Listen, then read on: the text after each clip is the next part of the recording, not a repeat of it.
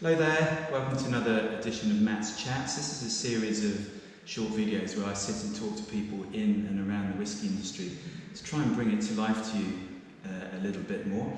I'm delighted to be here at Aber Distillery with Jill Boyd. You're the master blender for Aber Falls and the Halewood Artisanal Spirits. So thank you for having me first of all. Oh no, thank you so much for coming. It's been a wet but lovely day. It has been very Welsh, let's say. Yeah, the weather has been very much in keeping with what we expect for this part of the world. Yeah, but we've had a great couple of days here, so thanks for your hospitality. And for those people that don't know about Aber Falls or haven't heard of it maybe, can you just explain a little bit about what the distillery is about and what sort of things you make here? Absolutely. So we are one of the small Welsh contingent of distillers. We're based in the north of Wales, up in Aber. I've been practicing that for this chat. Yeah, I saw it on the road sign and I was literally like, how on earth do you say that? Oh, I know, and I know as a Scottish person, we have complicated kind of language, but I know that I've pronounced that wrongly. So to anyone who is Welsh and can actually pronounce it, I can only apologise.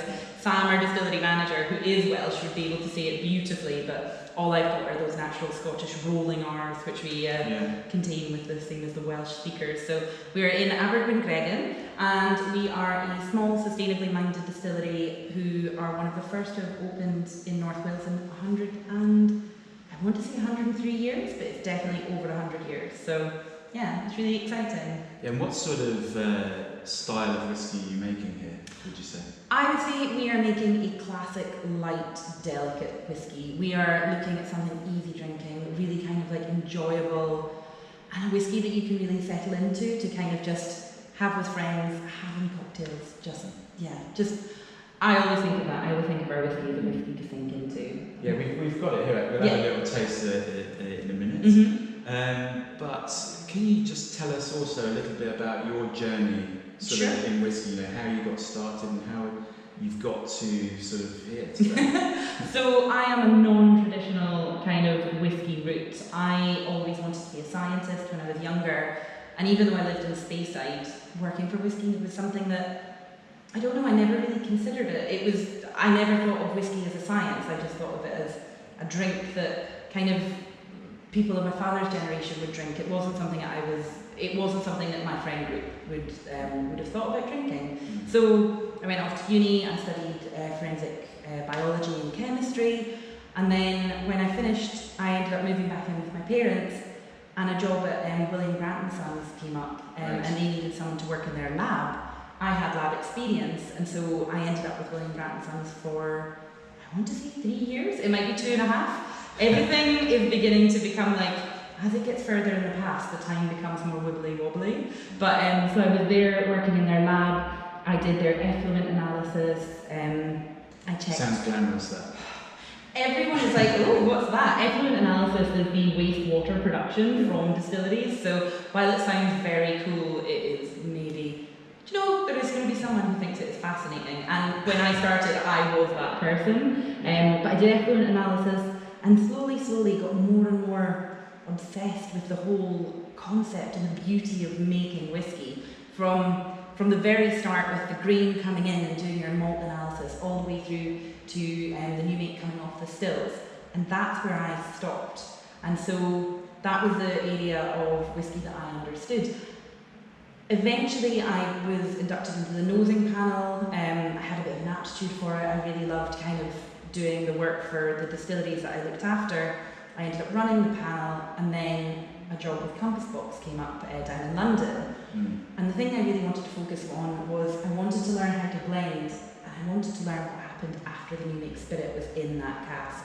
So I put myself through my exams after I left William Grant, and I got my diploma. And then while I was at Compass Box, it was very much like you were thrown in the deep end. It was like, you will learn to make a good blend because you have to. And the samples we got were incredible. And I learned about so many different styles of whisky, about the different kinds of peat you get, and it was a complete education. I mean, two great companies. Yeah, absolutely. To work for. And then sort of how, I mean, when we were doing our tour around, we spoke about consistency, consistency of spirit and consistency of blend. So I'm guessing that Compass Box really taught you that, and Yeah. because obviously people want the same. The devil is this, very and much in the the same. detail, yeah. So basically, Compass Box was very much like we had our limited editions, which were amazing to work on because you could be creative and do anything you wanted because you'd never have to recreate it.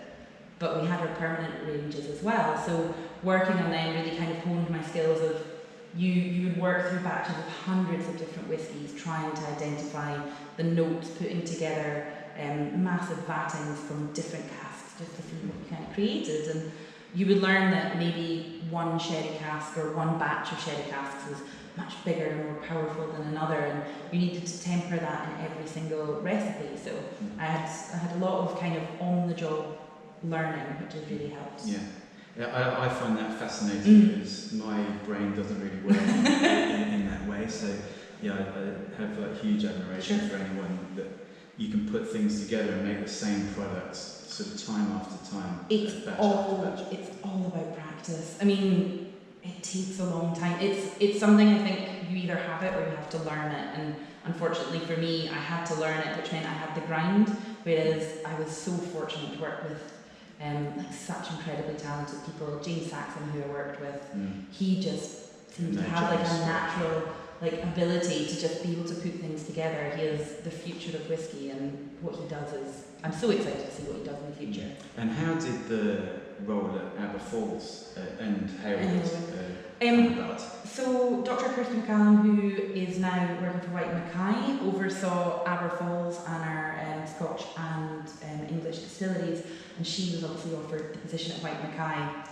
to follow in Richard Patterson's footsteps. It's such an incredible kind of opportunity. How could she say no? And yeah, it was. I was so fortunate. It was right place, right time. They were looking. I was beginning to kind of want to kind of move to new pastures. It was 7 years with Compass Box, and with the company changing and the buyover and things, it was time to move on. And so yeah, I was really fortunate. And so how long have you been with Harewood now? We're in October, so I think we're going to say 15, 16 months. So still quite fresh, but yeah. Because we've obviously talked about the other Harewood artisanal spirit whiskies. Yes. Obviously other gins and Sure. so on as well. But you've got Bonington, which is in Leith. Yes. Our Scotland. beautiful little site that needs so much more room. But yeah, we've got our beautiful site in Bonington. And then you've got Bank Hall as well. Yes. So that was the Bank Hall distillery is now closed. Again, we outgrew the site, which was in Blackpool, and our new distillery is in the Lake District. Willow. So she'll produce whiskey which we'll use for the Bank Hall brand as opposed to the Bank Hall distillery specific. So yeah, but it'll be a wee while before we see Willow specific whiskey coming out. Yeah. So, and that's really exciting as well. So yeah, so quite unusual to have one company to have a Scotch, an English and a Welsh distillery. Actually, it must be the only one. I am confident we are. Off the top of my head. I don't want to speak out of turn and say we definitely are, but I am incredibly confident we are. And I think that's one of our strengths. One of the things we look at for our Bank Hall whiskies is that we produce British whiskey. We do blends which are English, Scotch and Welsh, which is something that I haven't seen within the whiskey industry, but there could be a niche that I have missed, but as far as I'm aware, we're the first to do it. So yeah. And I think as we're here at Aber Falls, we should probably have just a quick taste before you sign off. What I thought originally were little drams, but slightly larger than little drams. So just before lunchtime, so it'll be fun. We'll get you a sandwich. This is the bottle here for those people that haven't seen it. A very nice bottle with a sort of Celtic design, and the L's form the water, which we went up we to walked up to yesterday in significantly nicer weather, I have to say. It would have been pretty dreary today, I think. Even with an umbrella, I do not want to be outside. But what can you tell me about this? Because this is the sort of one core product. I know you've had lots of different limited editions and so on. She is our flagship single malt. So what we're looking at is a balance of sherries, bourbon and virgin oak. We've got the virgin oak, which is bringing the backbone, that kind of burnt toffee richness.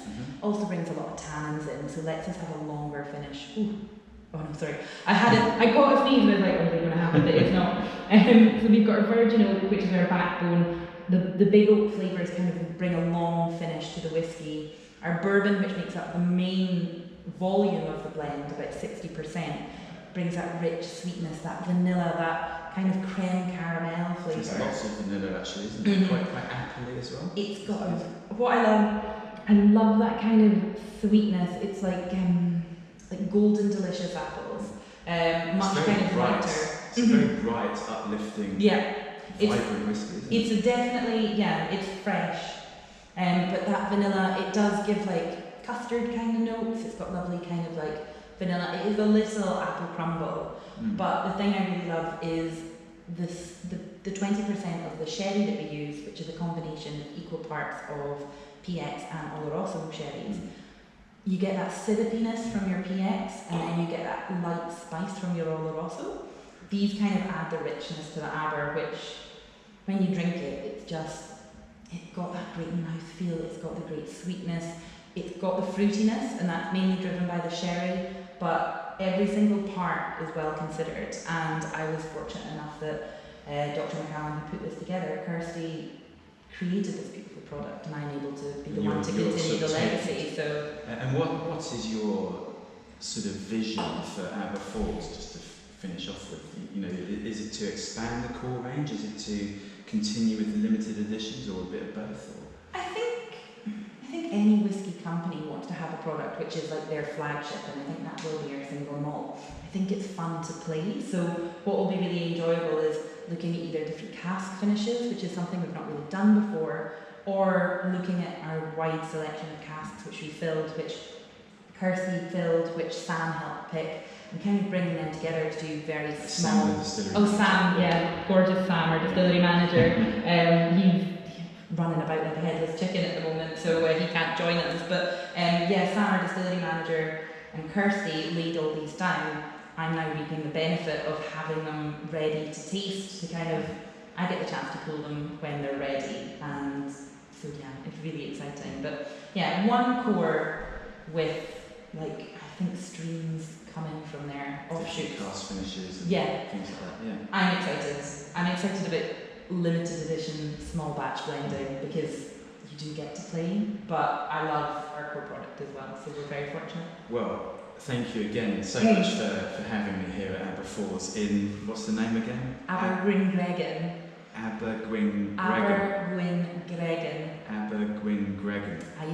There's a secret R that I missed, so I'm trying really hard. Okay. So it's Abergwyngregin. Right. With a little roll. Right. You've got it. We'll practice it for next time. I'll practice it on the train home.